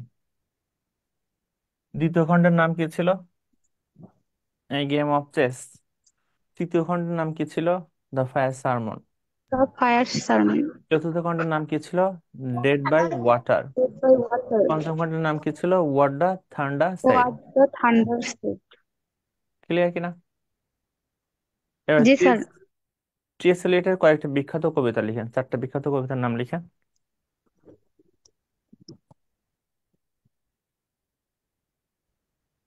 হ্যাঁ, স্যার উনি কি স্যার কাব্য একটাই লিখেছিলেন? কাব্যগ্রন্থ। হ্যাঁ কাব্যগ্রন্থ। হ্যাঁ, যেটার জন্য নোবেল পায় ওটা লিখছে, ওটা ইম্পর্টেন্ট, বাকিগুলো লাগবে না। ঠিক আছে, আচ্ছা স্যার স্যার। লিটারেচার ক্লাস কয়টা স্যার? ক্লাস অনলি 6টা, ক্লাস হাউসে মিনিমাম 60টা। স্যার ঠিক আছে, জাস্ট আপনার লিস্ট পাবেন, যেগুলো বলবো ওগুলো মুখস্থ করবেন এনাফ। যেমন এবারও তো কমন পড়ছিল, 11টা আসছে, 11টায় কমন পড়ছে, কমন পাবেন, লিটারেচার কমন পড়ে, ঠিক আছে, কিন্তু মুখস্থ করতে হবে বেশি, প্রচুর। সব এলোমেলো হয়ে যায়, ওই একটার সাথে একটা প্রথম মিশে প্রথম যায়। দেখবেন লিটারেচার প্রত্যেক সপ্তাহে একবার রিভিশন দিবেন। একবার রিভিশন না দিলে কিন্তু সেকেন্ড সপ্তাহে দেখবেন রবীন্দ্রনাথের মধ্যে নজরুল চলে গেছে, নজরুলের মধ্যে জীবনানন্দ দাশ চলে গেছে। আর 1 মাস পরে যদি, 2 সপ্তাহ বা 3 সপ্তাহ পরে যদি লিটারেচার পড়েন, দেখবেন সব নতুন, মনে হবে জীবনে কোনোদিন পড়েনি নাই। এই লিটারেচার আচ্ছা, প্রত্যেক সপ্তাহে ইংলিশে রিভিশন দেওয়া লাগে। লিটারেচারের বেশি সমস্যা হয়। ইংরেজি লিটারেচার সমস্যা হওয়ার কারণ আছে, কারণ নামই তো কঠিন কঠিন নাম, এই নামগুলোর সাথে ইউজ টু না।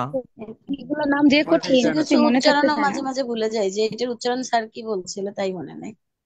আর সেটা আমাদের এটা ইংলিশ ডিপার্টমেন্ট বাদ দিয়ে স্যার আমরা যারা অন্য ডিপার্টমেন্টে আছি ওনাদেরও ইংলিশ লিটারেচার আসলে একটু সমস্যা হয়। স্যার আমরা আমাদের যারা এলাকা অনার্স তো পরিচিত না, অনার্স আজকে যে যতগুলো সাবজেক্ট গুলো কঠিন নাম উঠে শুনলাম থাকে না প্রায় সবগুলোই নতুন মনে হইলো। স্যার, হ্যাঁ বলেন।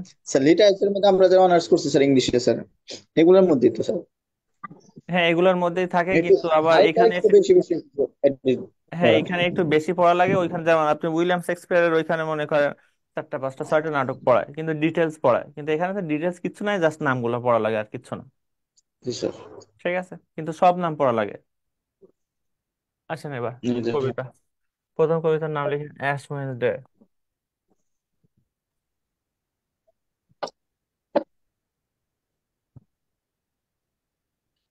2 নাম্বার দ্য হলো ম্যান।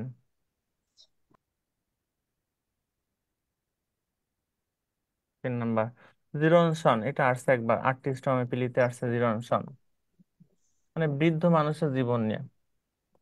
4 নাম্বার, 37তম পৃষ্ঠাতে আছে। হ্যাঁ 37তম, তাই না? হ্যাঁ, ফোর কোয়ার্টার্স।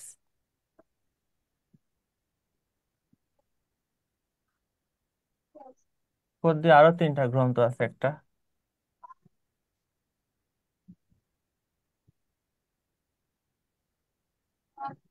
ফোরজাউস, বিখ্যাত কবিতা উইলিয়াম ব্লেকের, রোমান্টিক কবি, ইউনিভার্সিটিতে পড়ায় songs of innocence, songs of experience.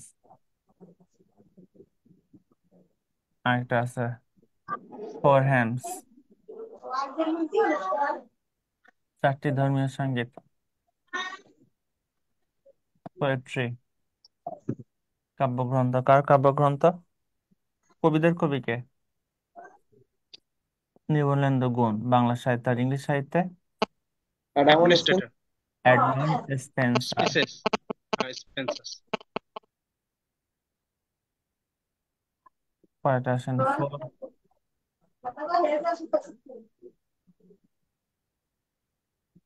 4 millions, 40 lakh, বিখ্যাত ছোট গল্প, শর্ট স্টোরি।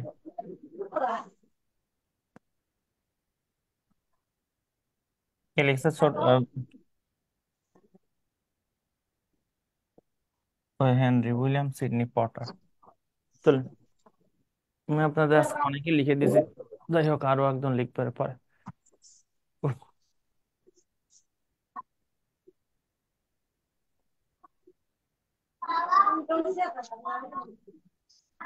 ফোর দিয়ে চারটা এডমন্ড ওই স্পেন্সারের। পাশে যেগুলো তিনটা লিখে দিলেন এইগুলো কি ওনারই কবিতা হচ্ছে আপনার কবিতা বা না না না না, কাব্যগ্রন্থ? টি এস এলিয়টের কবিতা হলো ফোর কোয়ার্টেটস, ফোর দিয়ে শুরু, নাম দেখছেন ফোর। হ্যাঁ হ্যাঁ এই হ্যাঁ। তিনটাও ফোর দিয়ে, একটা হলো ফোর জাউস, বিখ্যাত কবিতা, কে লিখছে এটা? William Blake. ফোর কোয়ার্টেটস, এটা হলো ফোর জাউস। ও আচ্ছা ঠিক আছে। এটা হলো ফোর হেমস, বিখ্যাত কাব্যগ্রন্থ, কার কাব্যগ্রন্থ? Edmund Spencer. আপনি মনে হয় আজকে প্রথম ক্লাস। ফোর মিলিয়নস, বিখ্যাত ছোট গল্প, কার ছোট গল্প? O Henry. অথচ ও হেনরি। তিনটাই ফোর দিয়ে শুরু। ঠিক আছে, এটাও ফোর দিয়ে শুরু।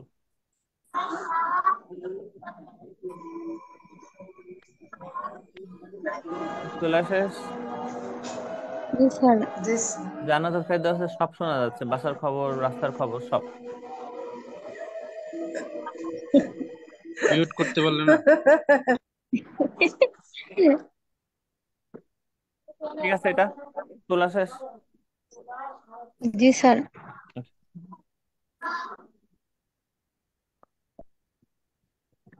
পড়াশোনার কয়েকটা নাটক আছে, drama.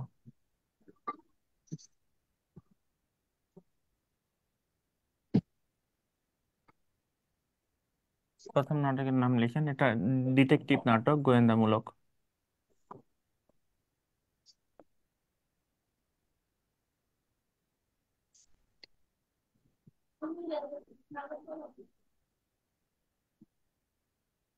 Murder in the cathedral, 2 নম্বর।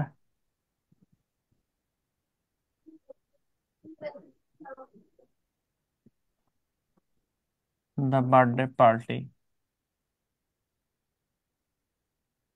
3 নম্বর।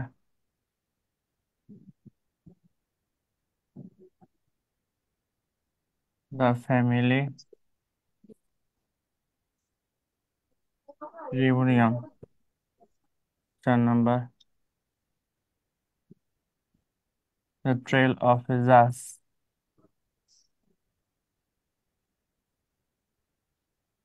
5 নম্বর। দ্য আচ্ছা, 3 নম্বরটা একটু আবার নামটা বলেন তো। দ্য ফ্যামিলি রিউনিয়ন, পারিবারিক পুনর্মিলন, পুনর্মিলন, রিইউনিয়ন। দ্য এল্ডার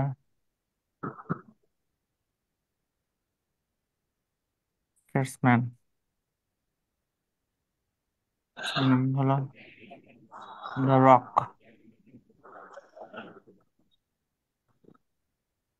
দ্য বার্থডে পার্টির পাশে লিখবেন দ্য ককটেল পার্টি।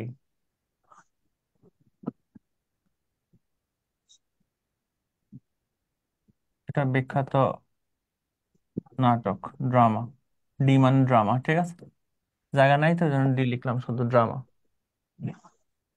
2005 সালে সাহিত্য নোবেল পায়। The birthday party, the cocktail party নাম কি? Harold Pinter.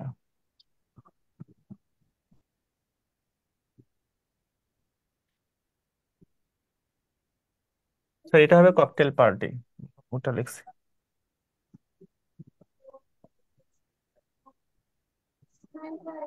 স্যার ককটেল পার্টির জন্য নোবেল পাইছিল? না, ককটেল পার্টি কি না।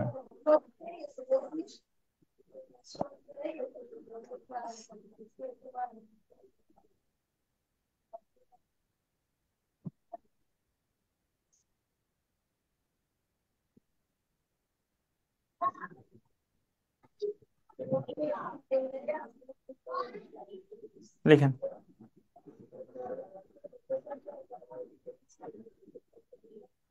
এখন আমরা জেমস জয়ের সম্পর্কে একটু কথা বলবো, তারপর ছেড়ে দিব।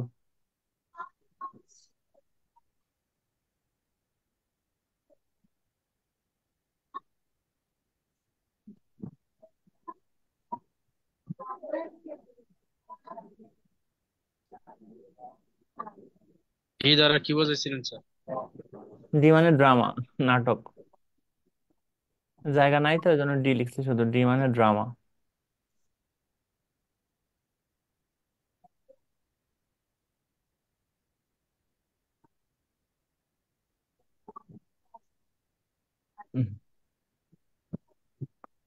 ক্লাসের উপস্থিতি ভালো, আন্দোলন তো সব শেষ, এখন পড়ালেখায় মন দেন। কি বলেন? জি স্যার। স্যার আপনার নাম কি? আমরা তো নিউ, এজন্য জানি না। আমার নাম শরীফ। ঠিক আছে। স্যার আজকে প্রথম ক্লাস কার কার? স্যার আমার আমি স্যার বগুড়া আমার। থেকে। স্যার আমার। তোহা আহমেদ, আর কার? ইসরাত, মিলন, সেতু, সাজ্জনের, জি লিজা। জি স্যার। গুড। 46 কি বাতিল হতে পারে স্যার? না, বাতিল হবে না। আজকে শুনলাম যে সব নিয়োগ পরীক্ষা কোনোটাই বাতিল হবে না, বাকিগুলো সেপ্টেম্বর থেকে শুরু হবে। কোনো নিয়োগ পরীক্ষায় বাতিল হবে না, মনে হলো যতটুকু শুনছি। স্যার তাহলে 47 কবে হইতে পারে? 47 ওই যে ইসের সার্কুলার হয় ডিসেম্বর, মে বা মার্চ বা এপ্রিলে। এপ্রিলে হবে, মেবি এপ্রিল। স্যার স্পেশাল হওয়ার কোনো চান্স আছে? এটা জানি না এরা কি করে। স্পেশাল হলে তো শুধু ডাক্তার। জি স্যার, ওই জন্যই জানতে জি চাচ্ছি। স্যার। আপনি কি ডাক্তার? জি স্যার। তাহলে তো স্যার স্পেশাল হওয়া উচিত। স্পেশাল হবে কিনা বলা যাচ্ছে না, তবে এখন মনে হয় না হওয়ার সম্ভাবনা বেশি। নতুন সরকার তো মনে হয়, 47টা মনে হয় না হবে স্যার। হওয়ার সম্ভাবনা কম। কারণ এটা তো অন্তর্বর্তীকালীন সরকার, তো স্পেশাল একটা নিয়োগ দিবে কিনা। স্যার সার্কুলার কি এপ্রিলে দিবে না নভেম্বরের 30 তারিখে দেওয়ার কথা ছিল তো? নভেম্বর 30 তারিখে দেয়।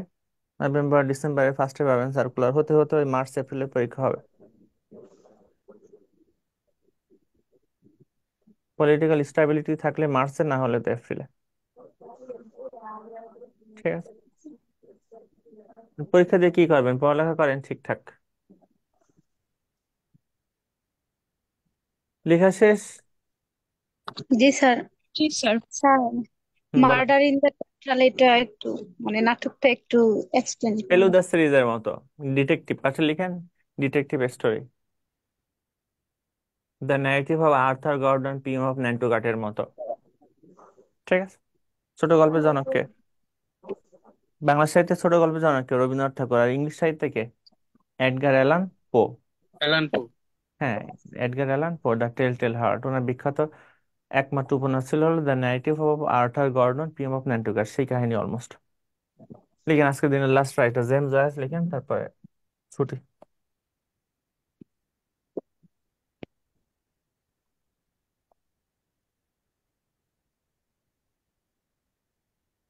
আমরা একটু পোস্ট মডার্নে ঢুকতেই পারলাম না তাহলে।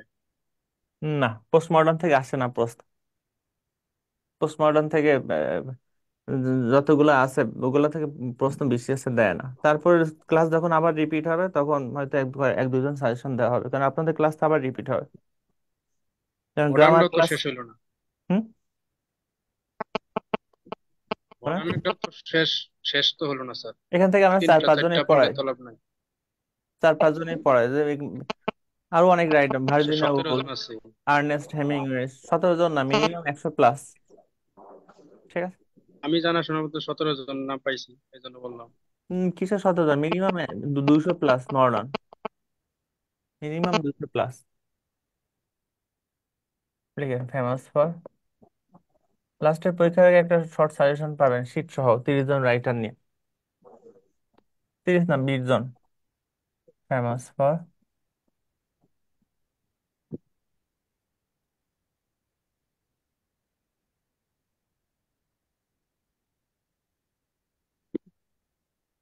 স্ট্রিম অফ কনসাসনেস,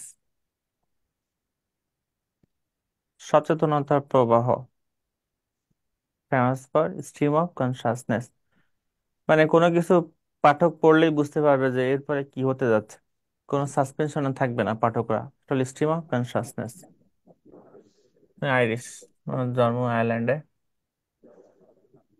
নোবেলিস্ট, উনি উপন্যাসও লিখছে, ড্রামাটিস্ট, নাটকও লিখছে, অ্যান্ড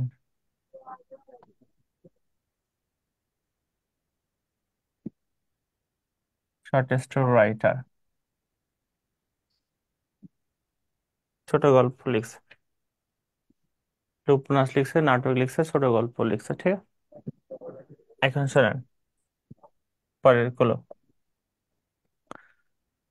এখন পৃথিবীর যে শ্রেষ্ঠ উপন্যাসের নাম হলো ইউলিসিস। কে লিখছে? James Joyce. আমি একটু ড্রাফট করি। 1999 সালে, খেয়াল করেন, যুক্তরাষ্ট্রের সবচেয়ে বড় প্রকাশনা সংস্থা, ওটার নাম হলো মডার্ন লাইব্রেরি,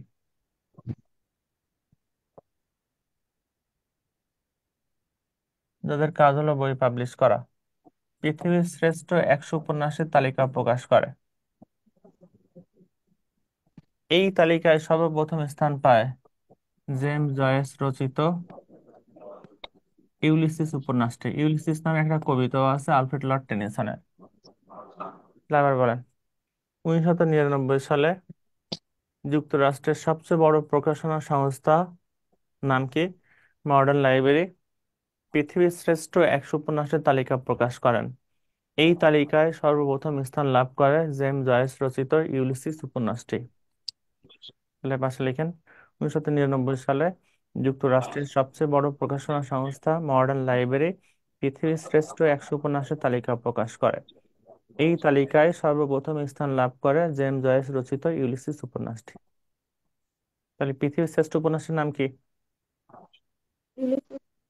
কে ইউলিসিস। লিখছে? জেমস জেমস জয়েসই জয়েস। বলে অনেকে, জেমস জয়েস। এখন আসেন, ওনার একটা নাটক 100 নম্বর না কি স্যার ফার্স্ট হয়েছে? হ্যাঁ, পৃথিবীর শ্রেষ্ঠ 100 উপন্যাসের তালিকা প্রকাশ করে কে? Modern modern library. Library, modern library. Ulysses যুক্তরাষ্ট্রের। কয় নাম্বার ছিল স্যার? সর্বপ্রথম 1 স্থান লাভ নাম্বার। করে ইউলিসিস, ঠিক আছে। পরের ক্লুতে আসেন, উনি জীবনে একটা নাটক লিখছে, ওয়ানলি ড্রামা। একমাত্র নাটকের নাম হলো দ্য এক্সাইজ, নির্বাসন। এক্সাইজটা প্রকাশিত হয় 1918 সালে। জেমস জয়েসের একমাত্র নাটকের নাম কি? The excise. এক্সাইল। কত সালে এক্সাইল। আচ্ছা, প্রকাশিত এটা হয়? গুরুত্বপূর্ণ স্যার। হ্যাঁ, এটা 1918 সালে। গুরুত্বপূর্ণ। 1918 সালে।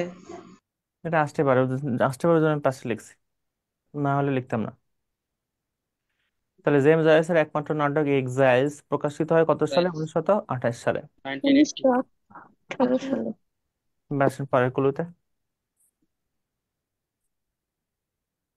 ওনার জীবনের গ্রেটেস্ট, একটু আগে লিখলাম, নোভেল, সবচেয়ে বড় উপন্যাস কোনটা? পৃথিবীর শ্রেষ্ঠ উপন্যাসের নাম কি? ইউলিসিস। ইউলিসিস। প্রকাশিত হয় 1922 সালে।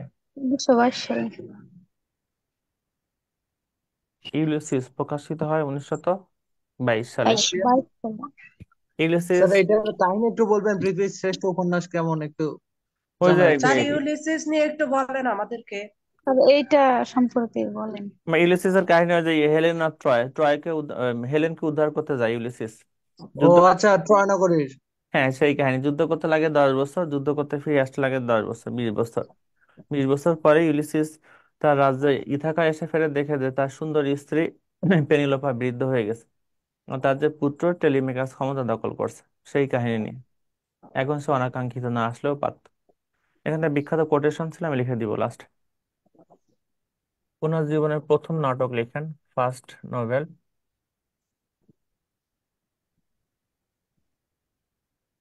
এ portrait of the artist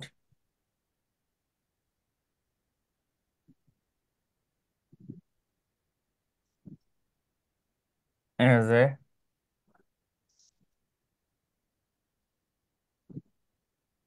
young man. ওনার জীবনের লাস্ট উপন্যাসের নাম লিখেন, সর্বশেষ উপন্যাস, ফিনিগানস ওয়েক। ফিনিগানস ওয়েক। তাহলে আবার বলেন, জেমস জয়েসের জীবনের প্রথম উপন্যাসের নাম কি? ইউলিসিস। না না, না না A portrait a portrait of the Portraits of the artist artist as a as a young young man. man. তো ওনার জীবনের সর্বশেষ উপন্যাসের নাম কি? Emin Kensoy. লিঙ্কন সোয়েক। ওয়েক। ওনার ছোট উচ্চারণটা একবার গল্প বলুন তো স্যার। ছোট গল্প সমগ্রের নাম লিখেন। কালেকশন।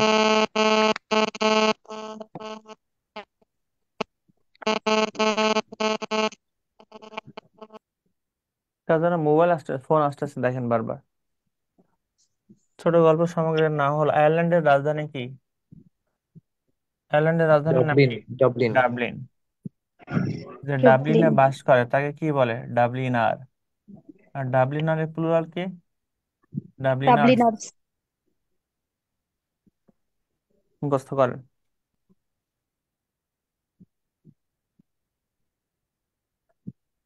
তাহলে আবার বলেন, পৃথিবীর শ্রেষ্ঠ উপন্যাসের নাম কি? ইউলিসিস ইউলিসিস ইউলিসিস কত সালে প্রকাশিত হয়? 1922 সালে তার সাথে লিখবেন ইউলিসিস 3 খণ্ডে বিভক্ত 1910 ছিল। 3 খণ্ডে বিভক্ত ছিল, কথাটা একটু লিখে রাখেন আসতে পারে। 3 খণ্ডে বিভক্ত ছিল। ক্লিয়ার কিনা কনসেপ্টটা? জি স্যার তাহলে আবার বলেন, প্রথম থেকে বলেন, আধুনিক নাটকের জনক কে? George Bernard Shaw. George Bernard Shaw Joyce Bernard Shaw. সাহিত্যে প্রথম কে আয়ারল্যান্ড থেকে সাহিত্যের নোবেল পায় কে? W B T S. Yeats Eliot Eliots. কত ইয়েটস সালে? 47 1923 1923। সালে রবীন্দ্রনাথের 10 বছর পরে। সেকেন্ড 1925 কে নোবেল পায় সাহিত্যে আয়ারল্যান্ড থেকে? জর্জ বার্নার্ড শ কত সালে? বার্নার্ড শ 1925 সালে 25 1925 সালে। সালে টি.এস. এলিয়ট কত সালে নোবেল পায়? 1948 সালে 1948 সালে 1948 সালে। পৃথিবীর শ্রেষ্ঠ উপন্যাসের নাম কি? ইউলিসিস কে লিখছে? James Joyce. হ্যাঁ, জেমস ইউলিসিস আপনি পাবেন, বাংলাদেশে পাবেন, পাওয়া যায়। ফ্রেন্ডস বুক কর্নারে খুঁজলে পাওয়া যায়, তবে ইউলিসিস আমাদের ছিল না। ঠিক আছে, ইউলিসিস পাওয়া যাবে। আর এখানে একটা বিখ্যাত কোটেশন আছে, আমি বলছিলাম কোটেশনটা লিখে রাখেন, যেহেতু কোটেশনটা বইয়ে নাই। জেমস জয়েসের জগৎ বিখ্যাত কোটেশন,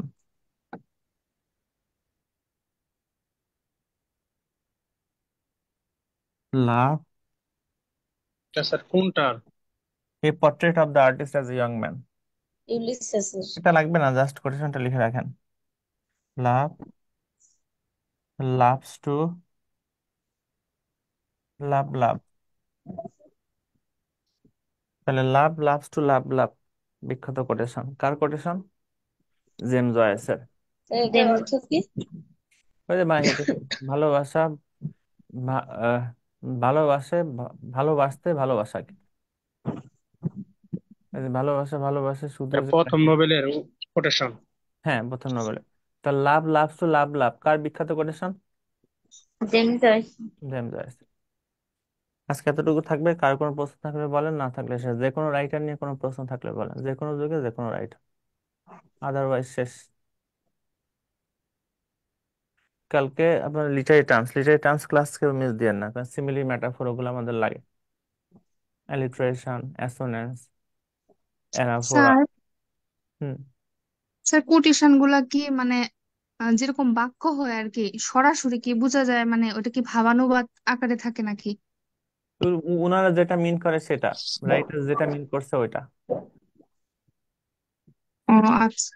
ঠিক আছে, কার কোনো প্রশ্ন থাকলে বলেন, না থাকলে শেষ। স্যার এখানে স্যার আমাদেরকে যেগুলা করানো হয়েছে এগুলা তো অবশ্যই একজনের এক একটা লেখকের এক একটা কোটেশন আছে স্যার, একটা তো লেখায় স্যার, আর বাদ বাকি গুলা তো আমরা জানলাম না। না না না, ওগুলো আসবে না। ওগুলো যদি জানতে চাই আপনার জেমস জয়েসের উপর পিএইচডি করা লাগবে। জেমস জয়েসের উপর আপনার পড়া লাগবে 5-7 বছর। ওগুলো আসবে না। ওরকম প্রশ্ন করলে লিটারেচার কেউ পাশও করতে পারবে না। ফ্রেন্ডস বুক কর্নারে পাবেন, ঠিক আছে, Gauranga Sarkar. Sir history of the second world, এটা লেখকটা কে ছিল? ওই যে 1953 সালে ব- ব- ব- ওই Winston Churchill. Winston Churchill sir. ঠিক আছে, বিখ্যাত। 1953 সালে উনি ওটা লেখে, history of second world war. আর একটা আছে ইনটু ব্যাটেল। দুইটা বিখ্যাত গ্রন্থ ওনার। উইনস্টন চার্চিল উনি 1953 সালে সাহিত্য নোবেল পায়। আর 1953 সালে আমেরিকার আহ, নাগরিকত্ব লাভ করে উইনস্টন চার্চিল। এটা নোবেল কমিটির সবচেয়ে বিতর্কিত সিদ্ধান্ত, চার্চিলকে 1953 ব্রিটিশ সালে প্রাইম নোবেল মিনিস্টার ছিল। হ্যাঁ, ব্রিটিশ প্রাইম মিনিস্টার। একটা বিখ্যাত কোটেশন ছিল, I hate Indians, they are beastly people with beastly language. আমি ইন্ডিয়ানদের খুব ঘৃণা করি, কারণ তারা দেখতেও জন্তুর মতো, তাদের ব্যবহারও জন্তুর মতো। স্যার এনুকে এডওয়ার্ড মর্গান ফাস্টার করতে হবো? এটা এখন লাগবে না। যদি ইএম ফস্টার লাগতে পারে, তারপরে ইএম ফার্স্ট, এই প্যাসেজ টু ইন্ডিয়া রাইটার, বিখ্যাত ইউনিভার্সিটির পরে প্যাসেজ টু ইন্ডিয়া, তা উইলিয়াম সামারসেট মম, এগুলো লাগবে না আপাতত। 47-এর জন্য লাগবে না, কারণ এগুলো রিলেট থেকে প্রশ্ন গত 2-3 বার আসছে, ওই জন্য আমি বাদ দিয়ে দিচ্ছি। আপনার sir suggestion? Modern modern period থেকে কি স্যার এই চারজনেরটা পড়লেই হবে না আরো পড়তে হবে? 4 জন এনাফ, মোর দেন এনাফ। আচ্ছা, ভার্জিনিয়া ধন্যবাদ। Woolf, Ernest Hemingway, E M Forster, Eugene O'Neill, ঠিক আছে, উইলিয়াম সামারসেট মম, এগুলো লাগবে না, কারণ এগুলো থেকে প্রশ্ন আসছে, ওই জন্য আমার শর্ট সাজেশন কর।